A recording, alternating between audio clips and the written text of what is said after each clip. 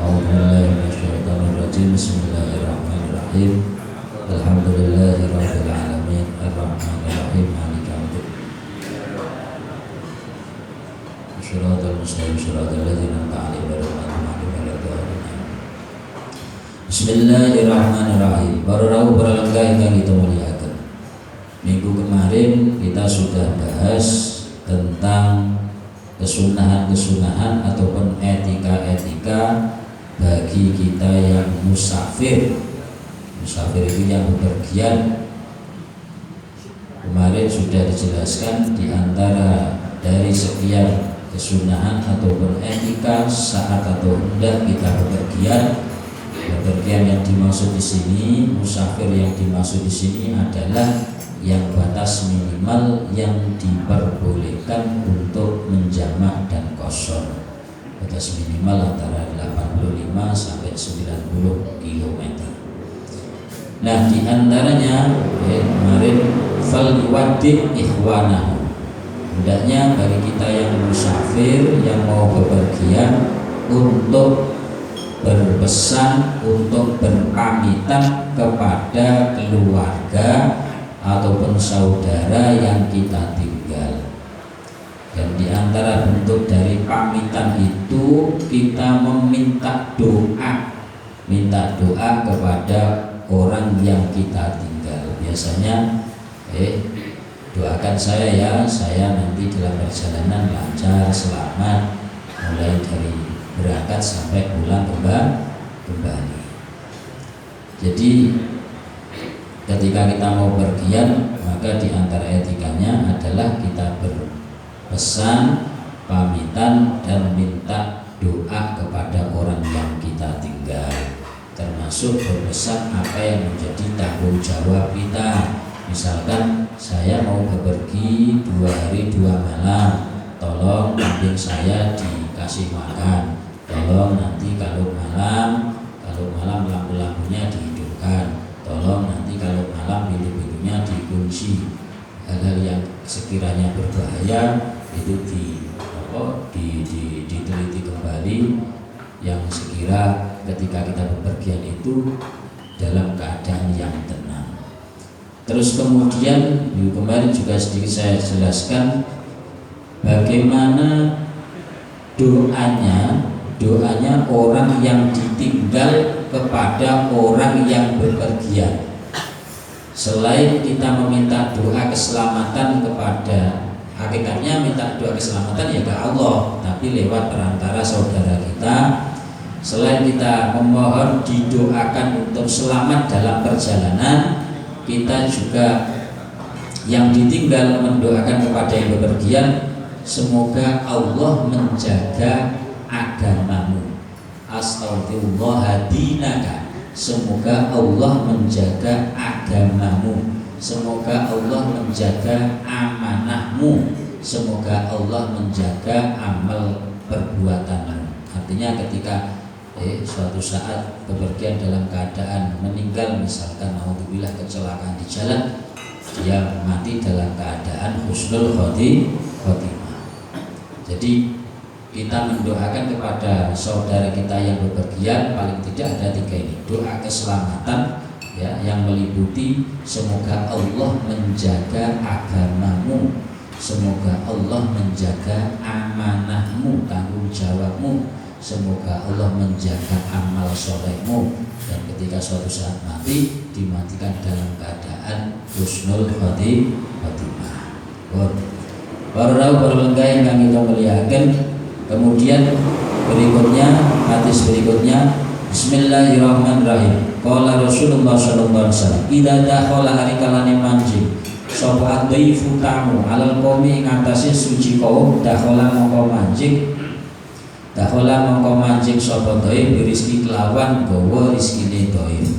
Wa idza kharaja rikalane metu tamia saka dhaif, kharaja mongko metu bima firati dzunubihim kelawan kharaja mongko metu sapa dhaif bima firati dzunubihim kelawan gawa ngapura dosa-dosane kaum.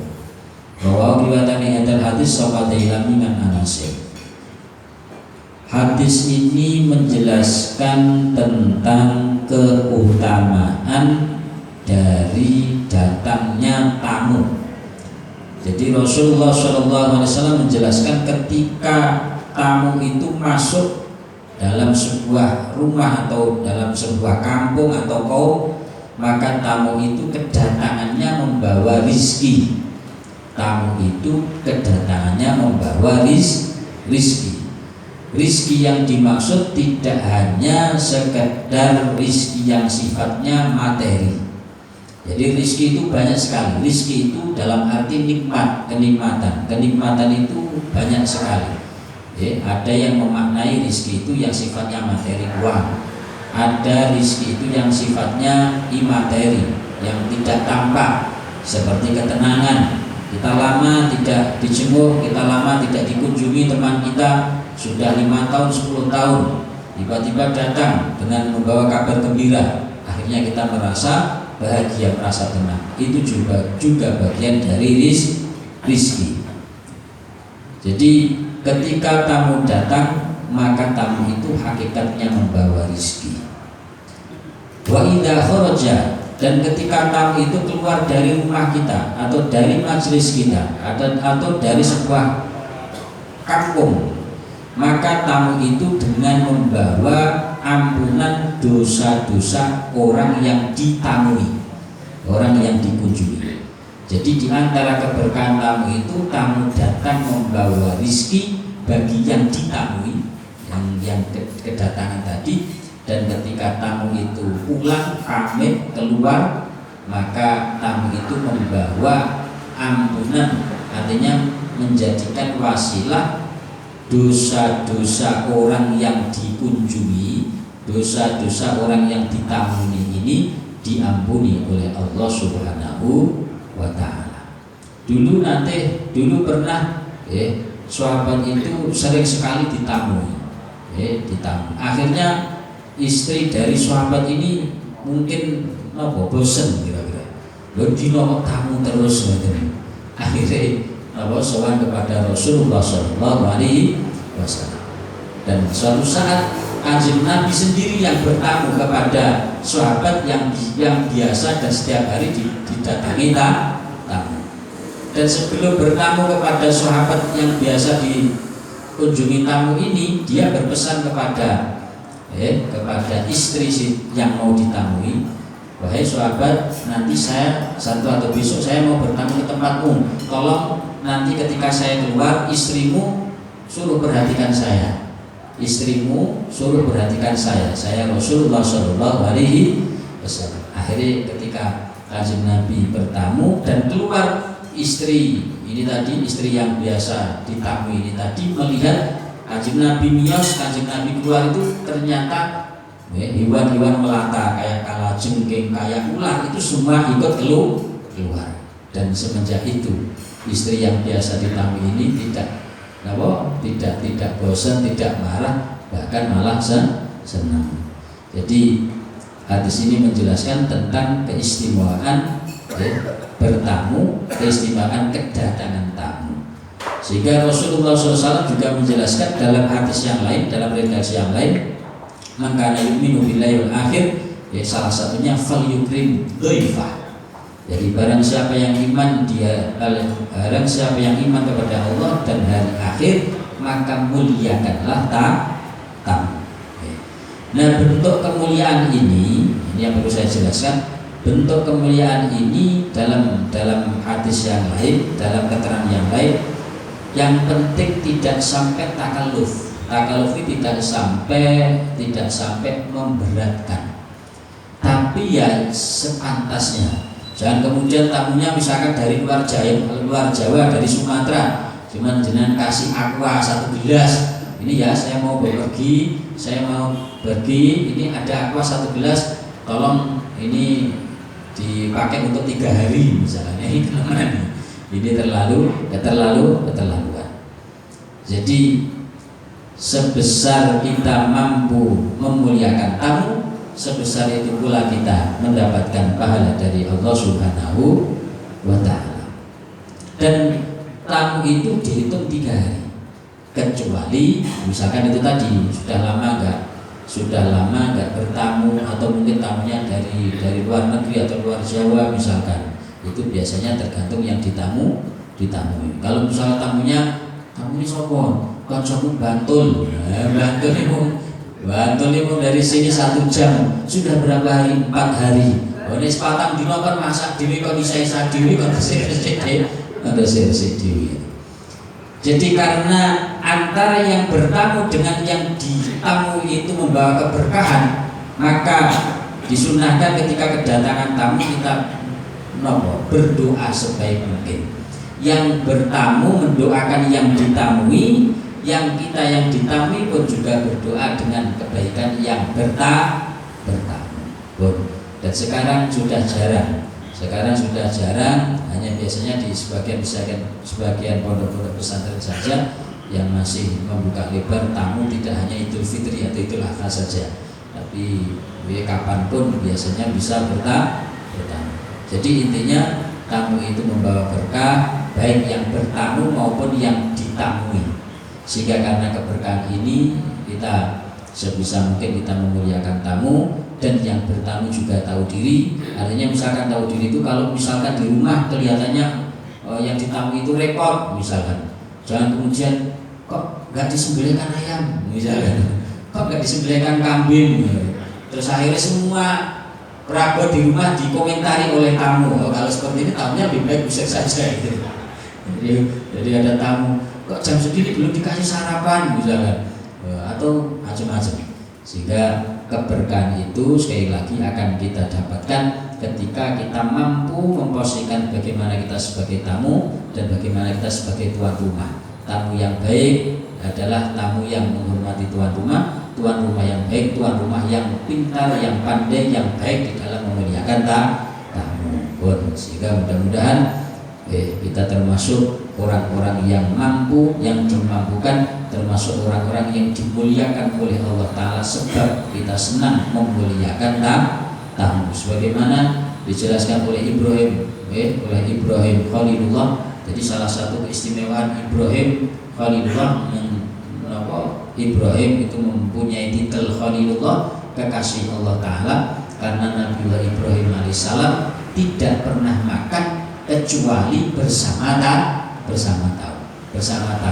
Bahkan pernah suatu saat itu mungkin musim hujan, nggak ada tamu, sampai beliau Nabiullah Ibrahim berjalan berkilo-kilo untuk cari teman makan.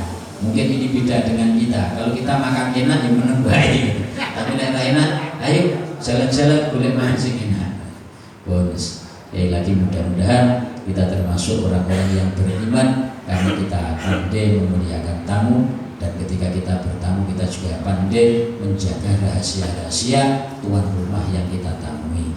Dan akhirnya mudah-mudahan kita sedaya saputra wayah mutakiraken dados tiang-tiang bejo dunya bejo akhirat, mulia dunya mulia akhirat, sukses dunya sukses akhirat, sugih dunyane sugih akhirate, selamat dunyane selamat akhirate. Amin amin ya rabbal alamin. Wallahu a'lam bishawab. Al-Fatihah. A'udzu billahi minasyaitonir rajim. Bismillahirrahmanirrahim. Alhamdulillahirabbil alamin arrahmanir rahim maliki yaumiddin. Iyyaka na'budu wa iyyaka nasta'in. Ihdinas shiratal mustaqim shiratal ladzina an'amta 'alaihim ghairil maghdubi 'alaihim waladdallin. Bismillahirrahmanirrahim. Allahumma shalli 'ala sayyidina Muhammad. Alhamdulillahirabbil alamin. Hamdan 'ala syakirin hamdan yu'afina minka bi mazida. Ya Rabbana lakal hamdu kama yanbaghi li jalalikal karim wa 'azimi sultanik. Bismillahirrahmanirrahim. Subhanallah tawakkalna 'ala Allah wa la syarika billah wa la amrana illa Allah ma syaa Allah. La haula wa la quwwata illa billahil aliyyil azim. Walamma nadama al-fikru min dara'il mawshufil Muhammadiyati uquda tawajjah ila Allah tawsilan bi sayyidi wa habibi Muhammadin sallallahu alaihi wasallam ay yaj'ala sayfihi mashkura wa fihi mahmuda wa yatuba amali fi amalil maqbula wa tawajjuhi fi tawajjuhatil khalisati wa shiratil mawshuda. Allahumma ya man ilayka tawajjaha al-amal wa da'u dhamira wa la babizati tuhaddu rihal wa la shamil khuyudatul ghamira natawajjahu ilayk bi ashrafil wasail ladayk sayyidil mursalin abdika shadiqil amin sayyidina Muhammadin ladhi amad risalatul alamin أن تصلي وتسلم على تلك الذات الكاملة مستودع أمانتك وحفيد سرك وحامل راية دعوتك الشاملة الأب الأكبر المعلوم لك المخصص بشرف الأنوار بكل موطن من بوادن القرب والمذهب قاسم ذاتك في عبادك وساقي كؤوس رشادك لأهل بيتك سيد الكونين وأشرف الذكرين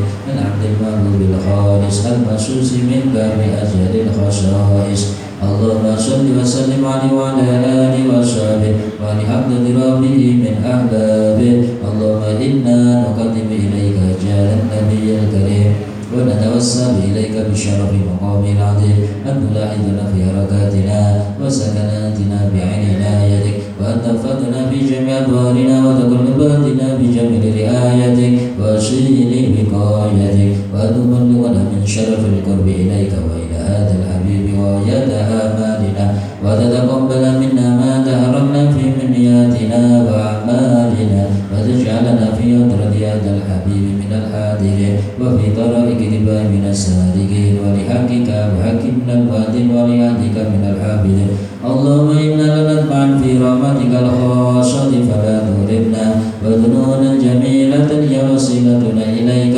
فلا تخيبنا آمنا بك برسولك ما جاء به من الدين وتوجهنا إليك مستشفين أن تقابل المذنب منا بالغفران والمسيء بالإحسان والسائل بما سأل والمؤمل بما أمل وأن تجعل ممن نشر هذا الحبيب ووازر وولاه وظاهر وهم ببركته وشرجته أولادنا ووالدينا وأهل قدرنا ووادينا وجميع المسلمين والمسلمات والمؤمنين والمؤمنات بجميع الجهات وذكرين الدين القويم بجميع الأمطار منشورا ومعالم الإسلام والإيمان بآلها معمورا مهنا مشهورا واكشف اللهم كربة المكرومين واقض دين المدين واغفر للمذنبين وتقبل توبة التائبين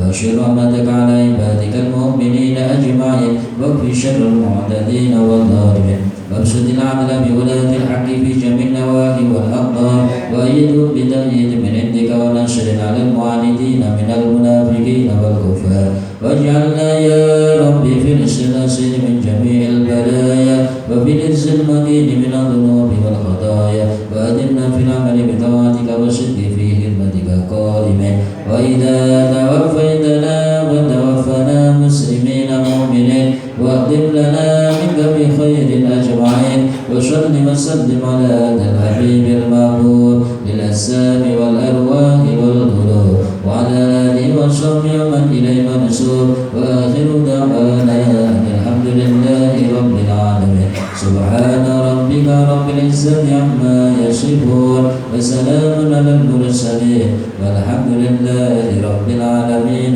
بسر الفاتحة. أعوذ بالله من الشيطان الرجيم بسم الله الرحمن الرحيم الحمد لله رب العالمين الرحمن الرحيم مالك يوم الدين إياك نعبد وإياك نستعين اهدنا الصراط المستقيم صراط الذين أنعمت عليهم غير المغضوب عليهم ولا الضالين آمين.